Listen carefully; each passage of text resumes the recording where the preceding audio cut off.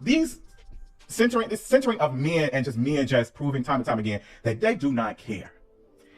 They do not care. And although I am not a man that is actively dating women, because let me tell you something, at this point, the way my brain is opening up and I'm just like, you know what? I'm questioning a lot of things.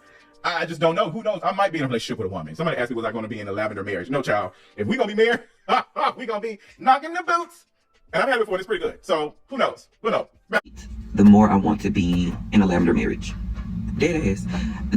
The more I run into men, the more I'm like, women. Because it's getting crazy. You know, it's getting real. Like, when you're dating, you basically have to turn into Batman. You got to be the world's best detective.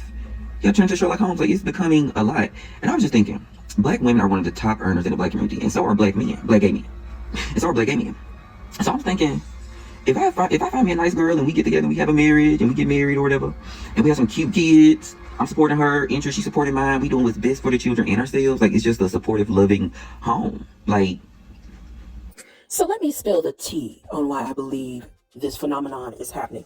Now, obviously, I don't believe these gentlemen are going to change their sexuality anytime soon. They're probably just expressing their frustration about their experiences with men who are aligned to patriarchal points of views. A woman's job is to obey her man. If you can't even do that, you're useless. You don't deserve a relationship. You don't deserve to be taken care of. You don't deserve a boyfriend. You don't deserve any of that shit. You're a dumb thought. Yeah, like that's just because if you can't do that, like, what use are you, realistically speaking? Like, a woman's values from her virtue, her not being a 304, her listening to you, her obeying you, her submitting to you. If she can't do that. So here we are hearing from our favorite misogynoir, Deep Throat. And we have to pay attention to the fact that as much as we don't want to admit it, he has an audience. He has the ear of a significant amount of males. He was a poor replacement for Kevin Samuels after he passed away, spewing some of these red pill misogynoir talking points. Now, for him, because obviously this man is into men, and there's nothing wrong with that. It's just the fact that he needs to use women as a beard. And so using women as a beard becomes a matter of resources. It becomes a matter of convenience. It becomes a matter of servitude. It becomes a matter of the woman being useful and there to fulfill his needs. If she cannot fulfill his needs, represent him in a certain way that is going to magnify his status, pour into him in ways in which men can't by comparison, then she is of no use to him. He does not see women as any kind of human species. He sees women as a resource. Now imagine this man being the voice and having the ear of millions of men and spewing this out, and then men going, you know what? I do want to be the king of my castle. I do want to be domineering and cutthroat and cruel and have all of this authority with no consequence. I don't want to listen to her feelings. Never did.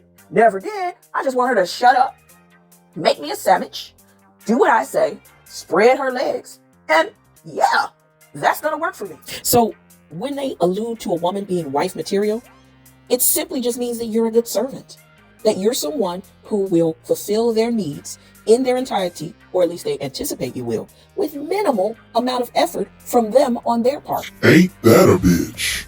So where gay men fit in this equation is men who align themselves to a patriarchal point of view are all taking in this nonsense. That to be masculine, you have to represent the most horrific, demonstrative, disrespectful, bullying form of masculinity.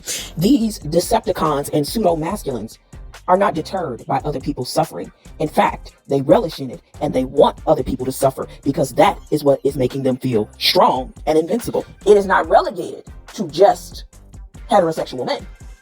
It extends far beyond that. Any man who is aligned to the patriarchal point of view is going to take in a lot of these thought processes. So these men are looking to be able to basically fuck shit up, control, with very low, if no, accountability.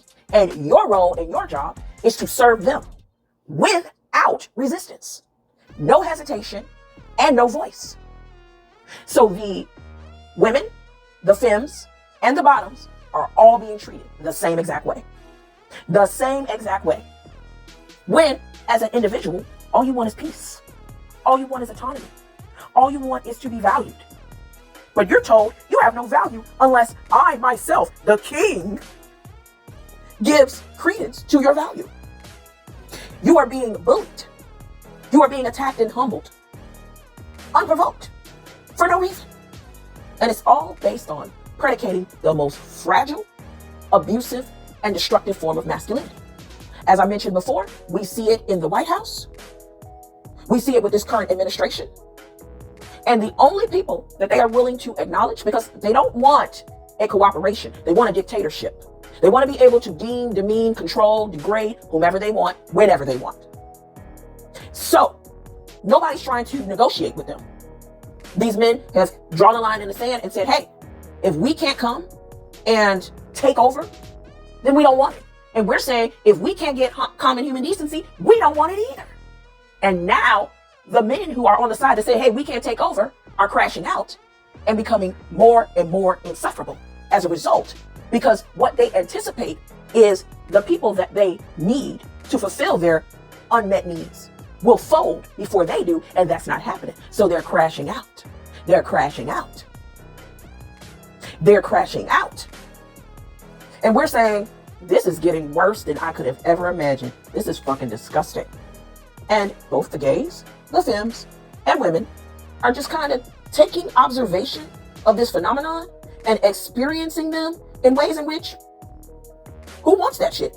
Who's going to willingly walk into chaos, disruption, and destructiveness? Who's going to willingly allow that in their lives? If they have the option to do without it, they are.